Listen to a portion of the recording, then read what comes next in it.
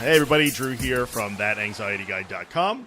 With me again is Billy from Anxiety United in the UK. Good morning, Bill. Yes. It's good to be here. It is always good to be here. Always fun. So we are back again with the next in our little Anxiety 101 series. We're talking about an article. I'll just go through the quick introduction. We're talking about an article I wrote years ago. It will be linked in the video description. No matter where you're watching or listening, you'll be able to find that. And we're just taking the article step by step, little section by section, and kind of, blogging, vlogging, whatever you call this, on each section to expound on it a bit. And this is number 8, I believe.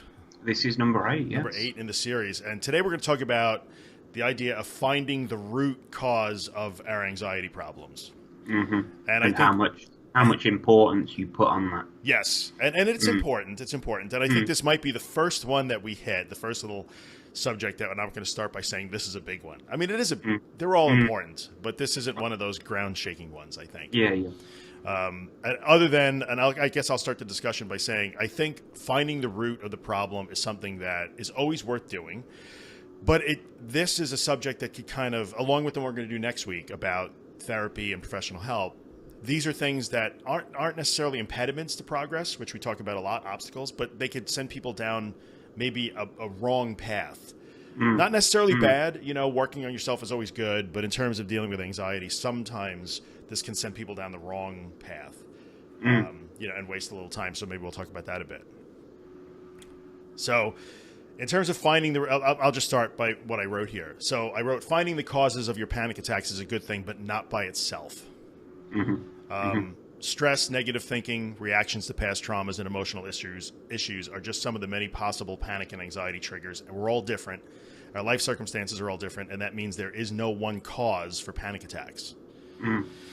So, I don't know, maybe we should start with that. Have you ever gone down the road where, it's well, if we could just get to the bottom of this, we'll solve it? Yeah, no, I think for me, like the main instigating factor was stress. Like I had a major stressful event.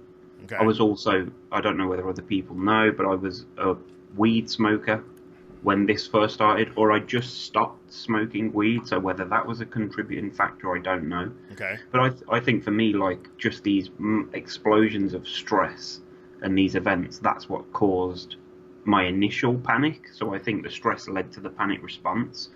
But then since then, it's just been a fear of having another panic attack. So that's what I was thinking with finding the root cause.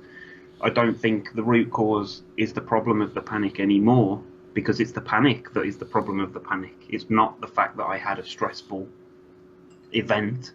I don't think about that when I panic anymore. I think about the last panic, or you know what I mean? Yeah. So finding it's not the cause, it's just the stressful event, but knowing that happened has no effect on whether I freak out in the next 10 minutes or not. All right, well, let's wrap it up, because I think you just summed it up for today. We're done, Round. Yeah. Hit the like button. Yeah, bam, that's it. Billy totally nailed it, I think, and that is my view on this too. Finding the root cause that led you into a state of anxiety to begin with is never a bad thing to do. But when you get into a situation where you're dealing with panic disorder or an anxiety disorder, or like Billy just said, what you're actually afraid of is the next panic attack, or how you feel, or your symptoms, or those negative thoughts in your head. The root cause doesn't matter anymore. Now it's a new cause. I'm proud of myself. You nailed it. You summed it up. We're about like 4 minutes in. We're done. Well, I would just tell jokes and sing songs for the rest of the time. You start. Yeah. Okay, great. Two guys walk into a bar.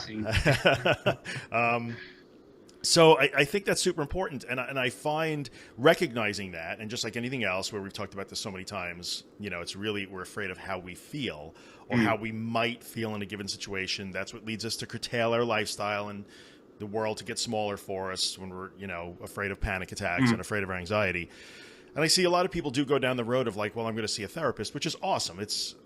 Everybody should do it at some point in their life, probably, because we all have issues, right? Everybody comes with issues. That's totally fine. It's part of being human.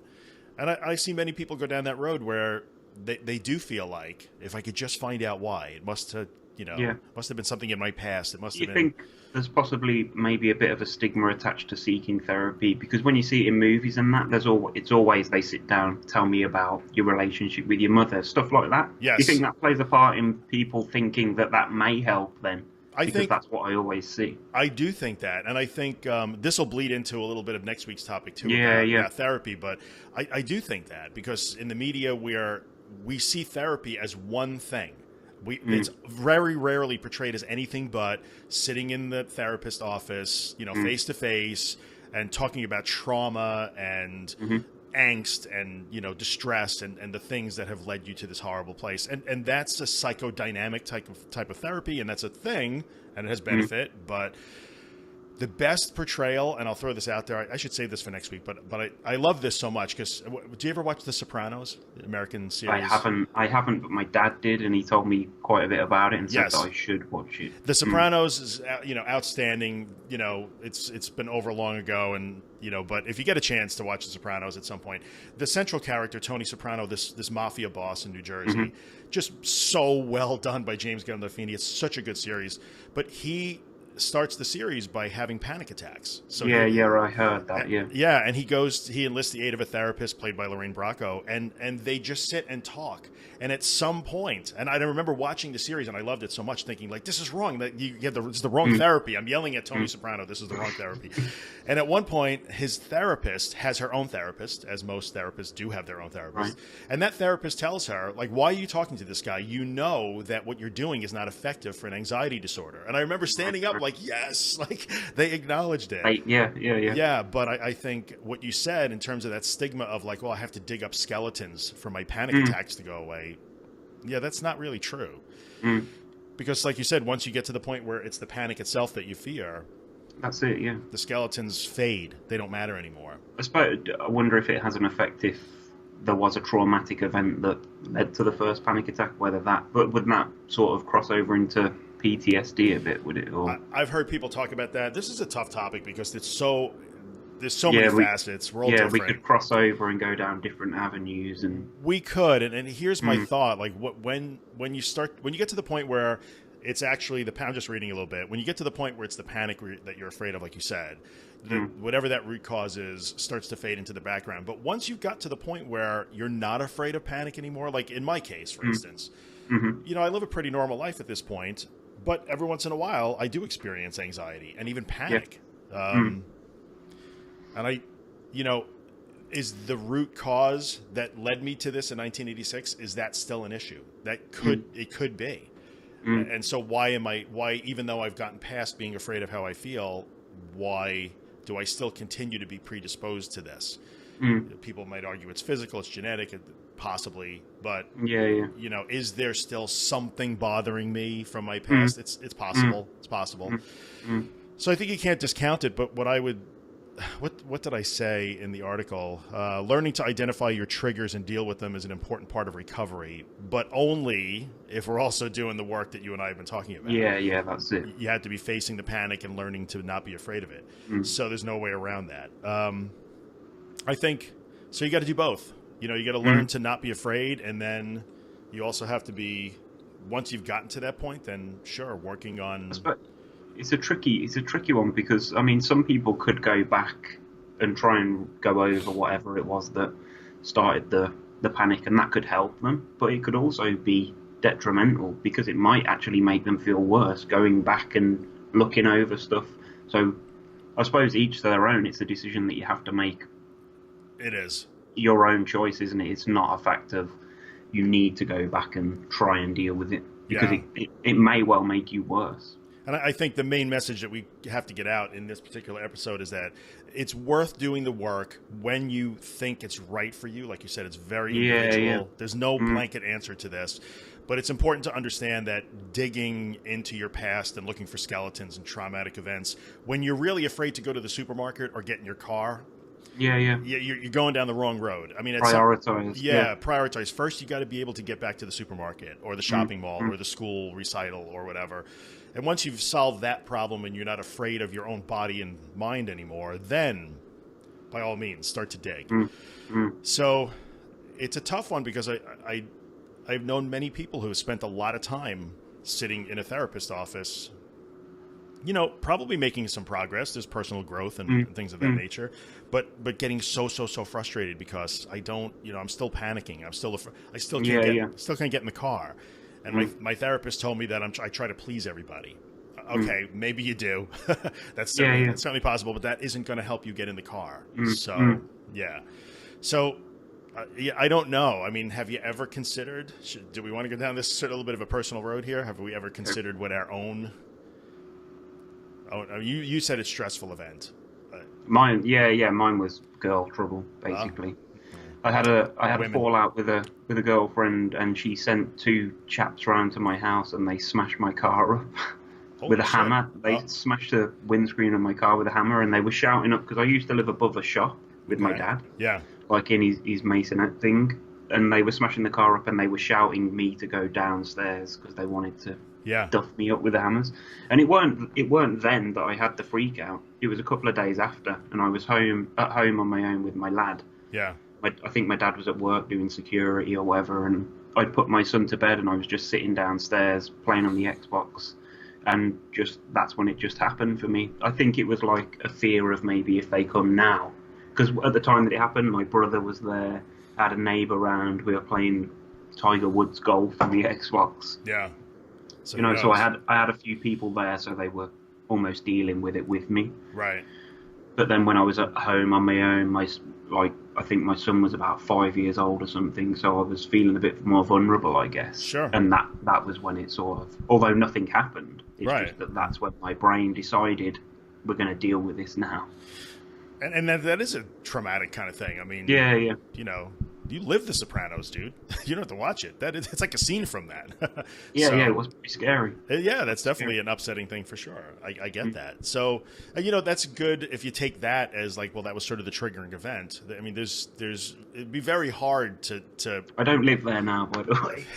People don't walk the streets wielding hammers around this area. That's good news. That's good news. Although, that to be fair, there was a murder across the road a month ago. All right. Carry on. Carry on. Yeah, I spoke about it in the blog. Oh dear. Welcome to the UK. Welcome to the UK. Hey, you see what's going on here right now, so we won't go down that road. I think we could draw, if we look at that and say, then I'll tell my story too, but if we look at that story as, that was a scary event, it was stressful, blah, blah, and it triggered this. I mean, down the road, getting to the point where you have to kind of, force yourself to walk down to the mailbox, you can't really draw a connection. There's just nothing. It snowballed so far beyond that to be just being afraid that you will panic if you go to the mailbox.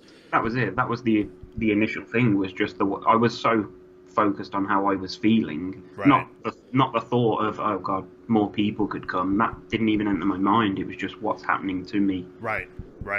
And that's where it escalated. And then the next time something happened to me, like physically, I just went down that rabbit hole again. Yeah, it makes sense. For me, I feel like I lost my audio. No, there we go. The very first time that I ever had a panic attack, like things could not be going any better. Can you hear me? Yeah. Yeah. Things could not be going any better. I guess that was my sophomore year at college. It was 1986, which is a long time ago. And I remember I was in the house I grew up in. I was home for spring break, actually. So I was like laying in my bedroom, like just the most familiar, comfortable, safe place in the world. And it hit me just like out of the blue. I had a perfect grade point average that semester. Everything was going great. And bam, the wheels just fell off on me. So who the hell knows what the root cause of that was? Right. And I have spent time with a couple of different therapists over the years, one of which was tried to be really helpful. But she kept telling me that, it's like a milk bottle. The milk bottle is full. You can't put any more milk in it. It's overflowing. You have to empty it. And that might be true. I'm sure that there's things in my past that probably have to deal with. But it was so ineffective. And I think the message really here is when you're finding the root cause, you're going down a road with a type of therapy that isn't shown to be terribly effective in solving the immediate problem. So, I don't know. At some point, will I go back and look at, like my parents were divorced when I was in elementary school, and I'm sure that that has some impact on me. And did that contribute? I don't know, maybe. But in the end, without ever really uncovering that root cause, here I am. So, got past all those issues. So I think I ended the little section of the article by saying, learn not to fear panic, and in the long run, it won't matter what that original root cause was. You'll never spend your time worrying about having a panic attack again. And that's it. You still may live with some fear or regret or trauma from your past or your childhood, but you'll still be able to get in your car and go to work or pick up your kids from school or be alone or do all those things. So one thing that was interesting that you just said about your therapist saying the milk bottle was full, you need to empty it. yeah, My doctor's advice was to put a lid on the bottle with medication. So it's just interesting. You go see one person, they'll tell you one thing. You go see somebody else, then you'll get something completely different. yeah, that is That's true. There's no one size fits all, is there? No, there's definitely not, and we all come from different circumstances. And you're right. And even different professionals that you go to for help will approach it different ways. And we'll talk about that next week with the different types of therapy. But everybody has a different way. And I had a doctor in my past, and maybe as an adjunct to this, we will do like a meds one if we feel really like putting on our flame-proof suits. But I had a doctor at one point who felt the same way. He basically told me, you can't think your way out of this, and you have a chemical imbalance. And if you were diabetic, you would take insulin, wouldn't you? And that was his solution to the problem. And that went horribly wrong for me, but we'll talk about that one other day. So we're only 16 minutes into this, which is short for us. But do we have anything else we want to say about this particular topic? I don't think there is. I think this is an individual one, isn't it? We're just perhaps offering a bit of advice and our thoughts on whether it would benefit us. Like you're not sure whether it would, but for me, I don't personally think there would be any value in me. Like, I can still think of what happened and that, but it doesn't make me feel anxious or nothing like that. Mine is solely based on the physical effects of a panic attack, I think. I would agree with that assessment in my case too. When I say it might be helpful, I think sure maybe I'll get something out of laying on a sofa and talking about my mom, I guess. But I have absolutely overcome the anxiety and panic thing without ever getting to the root cause of the problem. So to me, it's all the proof I need. Yeah, my advice is the best therapist I ever had said, hey, look, if you walk into the emergency room and you're bleeding, the first thing we do is stop the bleeding. Then we'll worry about why you're bleeding, but the first thing we have to do is stop it. And in our case, the first thing we have to do is stop that bleeding. So that's it. Then worry about why you're bleeding.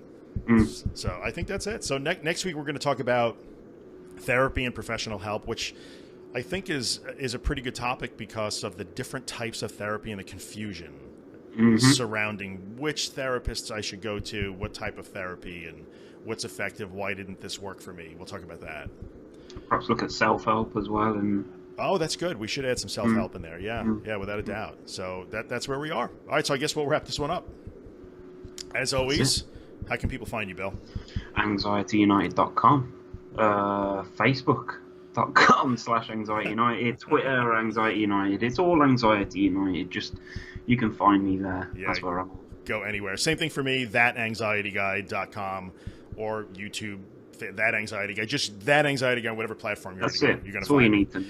And as always, we're supposed to ask people to like the video and subscribe, right? That's it. Like and subscribe and leave your comments down below because, as we keep saying, we're going to look at doing Q&As at the end of this and try and go through a few of your comments. Yeah, without a doubt. Comment in the video or email or Twitter or whatever. We're nearing the end of this article now, so... We are. We have one, two... We really have three. But really, the last one is not even a thing. It was a little so we may only have 2 episodes of this left.